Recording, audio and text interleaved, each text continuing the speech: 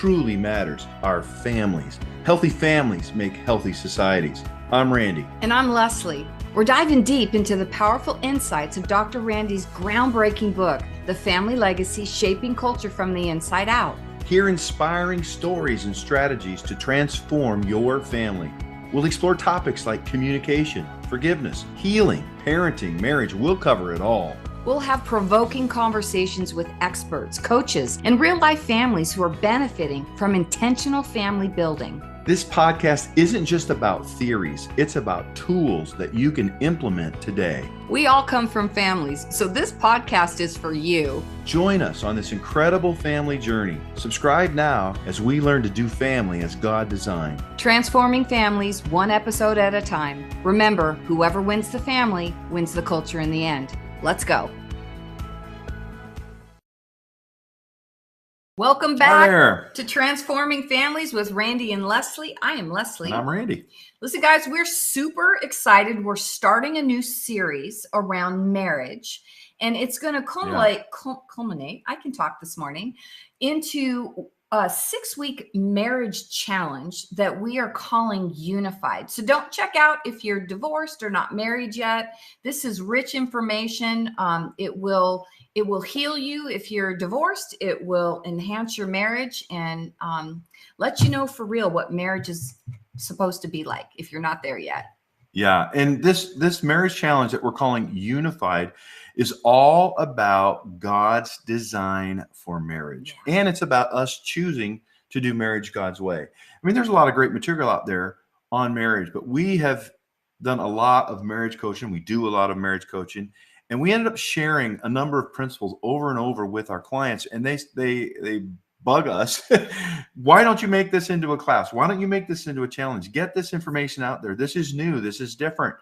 To really look at God's design and our responsibility to do marriage God's way if we want marriage to be satisfying and fulfilling. And listen, this is for you. Don't check out if you want and need hope in your marriage, or if you need healing in your marriage.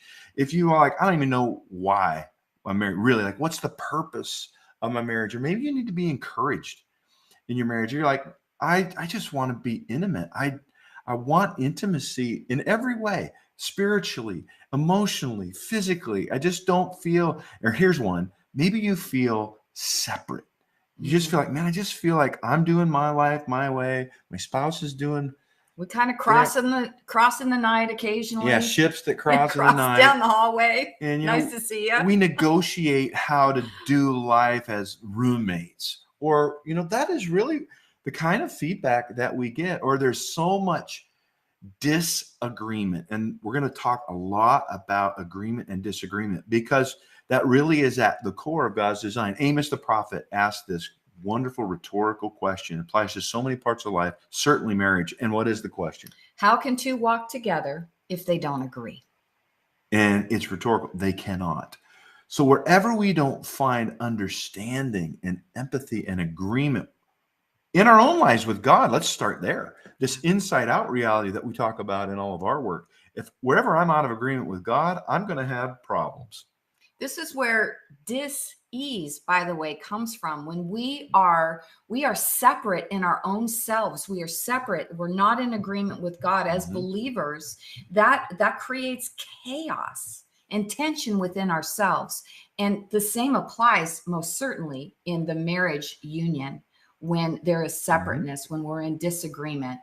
Yeah, that's so good. If I don't do relationships, if I'm not kind, I have a problem. Right? If I don't do business the way God designed, lack integrity, lack good work ethic, then I am going to have problems in that business. And in a marriage, if we don't do it the way God designed it, we have disconnection. We have separation.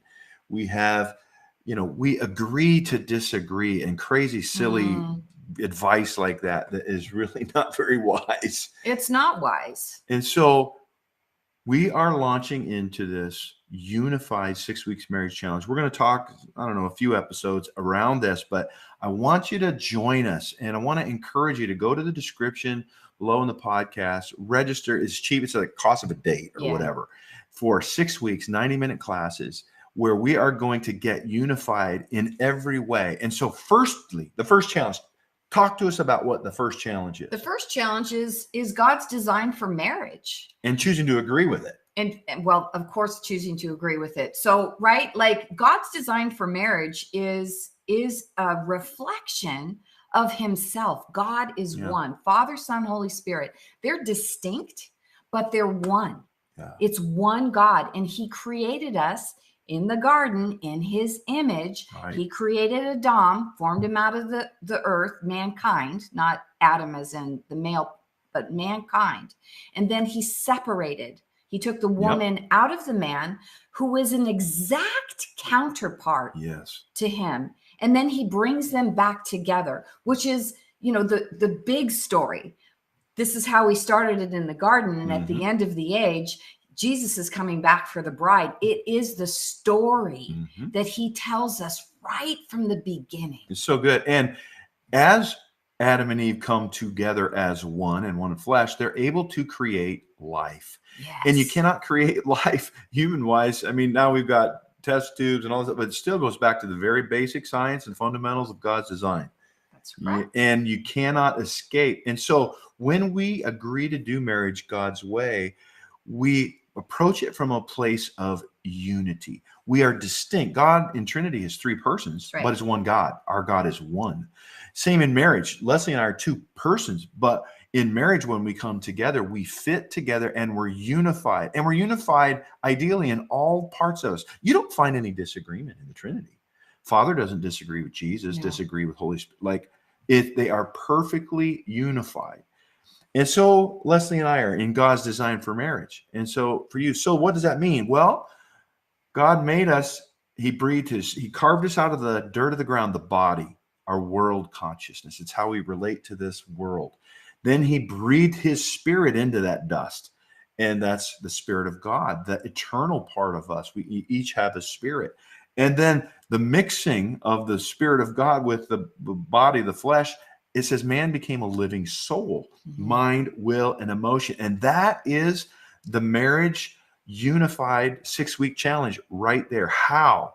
And this is important. We are going to get practical tools, practical ways to get unified in spirit, unified in mind, will, emotion, unified in body. And it is a bit of a mystery, but it's not, there is a blueprint for it. God has a blueprint. And we're going to talk about that and give tools so that we can get into agreement to God's design and have the wonder of his image and likeness inside of us, inside our marriage and our family. And as our kids then go on and have families of their own, that they're carriers of the image of God as well. That's so good, sweetheart. And again, guys, remember that we are the light of the world. We are image bearers of God himself. All of us, if we're believers, we are image bearers. And in the design of marriage, marriage is about you, but it's not all about you. And foundationally, it's God's design to show the rest of the world, to demonstrate as man and woman come together as one, married, and produce more life. It is to reflect God in our homes. How are we doing? How are we doing when we go out into the world? Are we reflecting God? Are we actually being the image bearers? So when we talk about God's design for marriage, this really is foundationally, that's what it's about. It is to be image bearers of God's nature, 3 in 1. Yeah, who is one. And that's it. And that word in the scripture, if you study it out in the Hebrew and in the Greek, that word where it says, the Lord our God is one, or that man would leave his father and mother and join to his wife and become one. That word means unified. It means distinct parts that come together perfectly and unify as one. And so that's a challenge. And how do we do that? Well, I promise you, God's design needs to have our agreement with it if we're going to experience it. First of all, we have to humble ourselves and come into agreement that God, you designed marriage. Like I used this before for the family, same way, God's design. If you design a car, you design it to drive down the road. You don't design it to be a submarine and operate in the ocean. It's just not designed for that. Submarine's designed for that, but not a car. So God has a design for marriage, and we need to humble ourselves and agree to do it his way. And you're going to get the benefits. You're going to produce the fruit out of that. You will be functioning as designed. We don't use a fork to, fix an outlet. I mean, like, right? Okay. So let's go on. Let's talk about, we're also going to be, the second challenge is going to be unified in spirit. So talk to us a little bit about that. So I have a spirit. Lesli has a spirit. You have a spirit. Your spouse has, and each one of us are responsible to steward that spirit and really to grow in God, right? To connect to God and live my life ordered. Like when God designed us, he designed our spirit to dominate. Our relationship to him, our communion with him is to dominate how I think, and that generates how I feel, and that my will is surrendered to what I'm getting in the spirit, and that my flesh carries that out. And if I am not in agreement and alignment with God spiritually, if I'm not connected, if I'm not pursuing, if I'm not receiving life, I cannot be in agreement with God. And every time I'm out of agreement with God, I have problems. And if Leslie's not doing that, she's going to have problems. And if we're not doing that together in our marriage in a unified way, where we say we're ordering our marriage under the spirit and direction of the Spirit of God, and we're going to commune with the Spirit individually and together, and we're going to learn and grow and be transformed by that, we will not be unified in our spirit. You try to put, and I'm not picking on him, I'm just using the example. You try to put a Buddhist with a Christian in a marriage and see how the spiritual connection and oneness goes. It's not going to go well. They're not of the same oil spirit. and water. And you could extrapolate that on in any way, right? Well, it's okay. She has her journey and I have my journey. Well, that might be the case, but that's not God's design. Yeah, you're not going to get the fullness. And again, that's not to pick on anybody, but anything that is outside of design is outside of design. And so you're not going to get the full benefit of the design. Yeah. And so when we both are committed to growing our spirit with God and surrendering to him, and we do that together, and we're going to give you some tools in the challenge to do that. And then you'll go away and do it for the week, come back and report on it so that there's value that you get. But there's a lot more to that, but that's unified in spirit. What's the next challenge? Challenge number 3 is unified in mind, in our thinking. Yeah. So as a man or woman thinks in their heart, so are they. It says in Proverbs 23:7. So my thinking is paramount to how I govern myself, how I perceive the world, what and it runs really our emotions even flow out of what we think. Our choices come from what we think. And so how we think matters. And so when we talk about being unified in thinking, what we're talking about is both of us being transformed in our thinking so that we agree with each other and God. Because we are on a journey, every one of us, to be transformed by the renewing of our mind in the image of Christ. If we don't do that, we have marriages that argue, that fight, that compete, that avoid, that hurt and offend, and choose to be offended, choose to separate parts of my life and thinking from another person. That's the price of not doing marriage as designed. It's the price of being separate, not one. Right. We're going to, the challenge 4 and 5 are in this soul category of emotion and will. But just think how many of you out there who have children, your kids, if they want something, they know who to go to. Oh, if it's around this, I'm going to go hit mom up for this because dad was saying no, or vice versa. Guys, you are not demonstrating oneness and unity in thinking in your home. You are teaching your kids that you're not of the same mind. You're not, I'm sorry if that's going on. And that's a great example. Here's another one. If I'm a saver and Leslie's a spender around money, we're going to have all kinds of challenges because we think very differently about money. Well, we just need to agree to disagree, some of the experts say. Let me tell you, they're no expert. Agreeing to disagree is basically saying, I am going to tolerate being disconnected from you and separate from you. Because we're not unified in our thinking around money or whatever it is. And all that flows out of that. So I'm going to have my accounts and you're going to have your accounts. And we're going to, now I know I'm pushing some buttons because, well, we just found out that that's the way to do it. Listen, we're going to encourage you to go to the Lord around this. But wherever we have thinking that it, and I'm not talking about, I like vanilla ice cream and Leslie likes chocolate. And I build something out of, well, we're not in agreement on ice cream. So we're not going to have marriage by God. That's not what we're talking about. Yeah, we're talking about agreement. And just to go back a second around money and separate accounts. I don't want anybody to mishear that. Yeah. There are people, they're absolutely in agreement around money, and they might have separate accounts Correct. of the discretionary, or not, I never get that right. Right.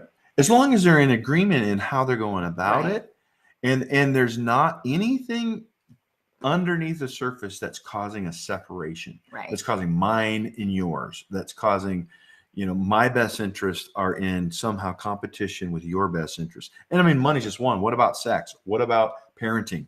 What about where you live? All of those things come down to our thinking. And God's plan is not that we're clones, that we're exactly the same, but that we grow in our ability to understand each other's thinking, and especially put our thinking underneath God's thinking. And when we both come into agreement with God's way of thinking about things, guess what? Then we're in agreement about God, about how we think about things. And that creates intimacy, and it creates a unified relationship. We'll be right back, guys. Sometimes challenges in marriage can feel overwhelming, especially when there are areas of separation around money, parenting, or sex leading us to, oh, well, this is as good as it's going to get. Most pain in marriage comes from being separate. God's design for marriage is oneness. Oneness is the prize of marriage. But what is oneness practically in our day-to-day life? And how do we get there from here? Hi, Dr. Randy and Lesli from the Family Reformation Project. We empower couples with practical tools and support to help break the cycles of separation. We've turned our coaching sessions for couples into the unified 6-week marriage challenge. Through 6 experiential classes and 6 challenges over 6 weeks, you will learn how to be unified in 6 key areas. Unified in design, spirit, mind, will, emotion, and body. It's not too late to transform your marriage forever. Join us for the unified 6-week marriage challenge. Click on the link below to register today and get unified for the price of a date.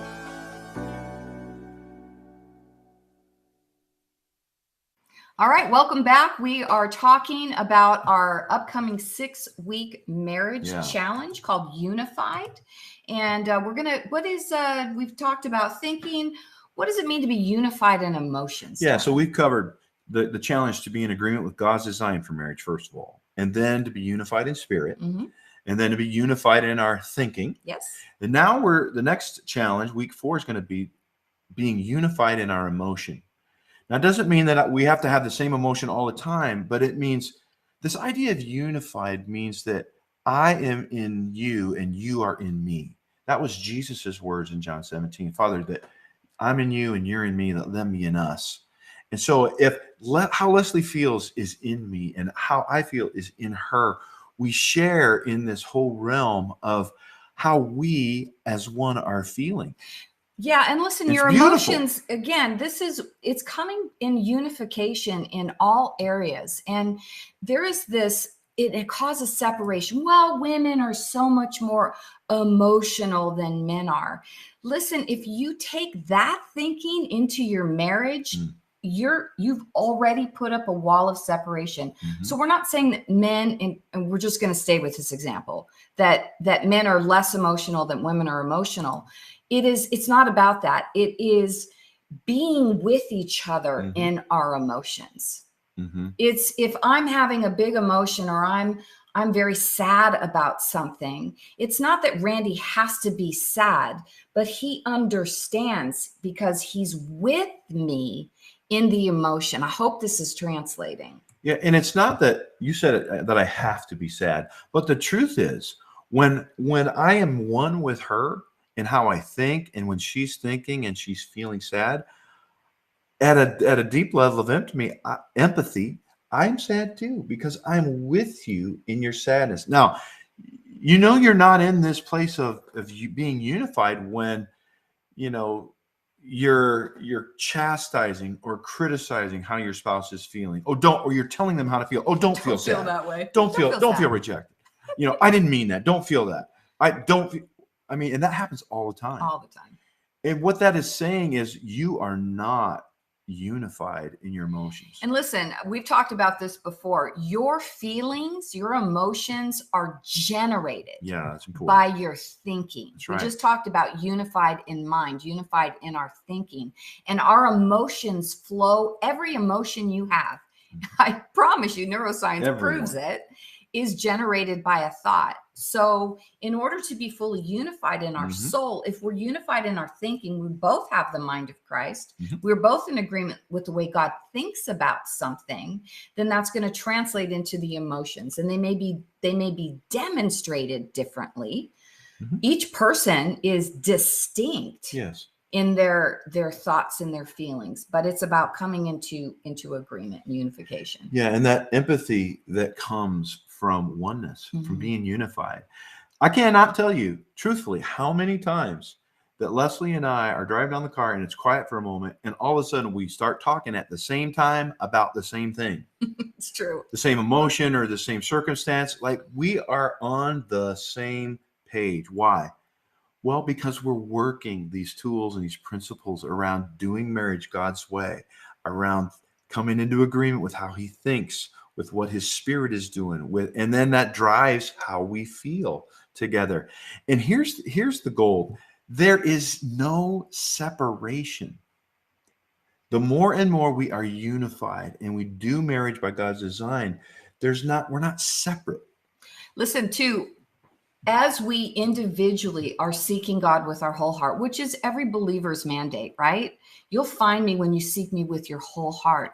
As I am seeking the Lord and I'm putting on the mind of Christ and I'm listening to what the Father is saying in any given moment, in any given circumstance, and Randy's doing the same thing, we're in agreement. And God he's not going to talk to Randy and tell him something and tell me something that's contrary to that. That would be God dividing against himself. And we know he doesn't do that. Yeah. And here's another clue that you're not unified like we're talking about.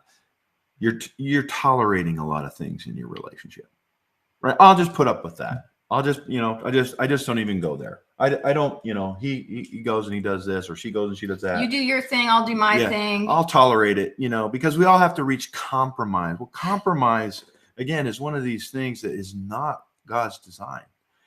Compromise is by definition where both parties lose to get something they want. How is that God's best? Yeah, and this is a perfect place to pop this in. In the Old Testament, when all of the laws came into being, and Moses gave men the right to write a certificate of divorce, right? You guys remember that. Then Jesus comes on the scene, and the Pharisees come in, and they're challenging him on that. What does he do? He doesn't even respond to it. He points them right back to design. And what God says, that we are to be unified in our thinking and our emotions and the next thing on there, the challenge around. Yeah, will. And here's a big one right here, right? My organ of choice, my will, what I choose, what Leslie chooses. And this is really clear and easy to see when you're not in agreement, when you're not unified around your choices, it's easy to see, right? I choose to be lenient with my kids when they mess up. Maybe a spouse chooses to be, and this isn't the case necessarily, but we're different in how we think about disciplining our kids, or we're different in how we think about sex and physical intimacy. We're different about how we think about money, about where we live, about how long it takes to get the honey-do list done. We have all of these things where we make different choices, and frankly, we want it my way. Right. And we get into this place, just back up a bit on this compromise. That's what compromise is. Jesus said Moses gave that law because the hardness of the heart. The hardness of the heart. Yes.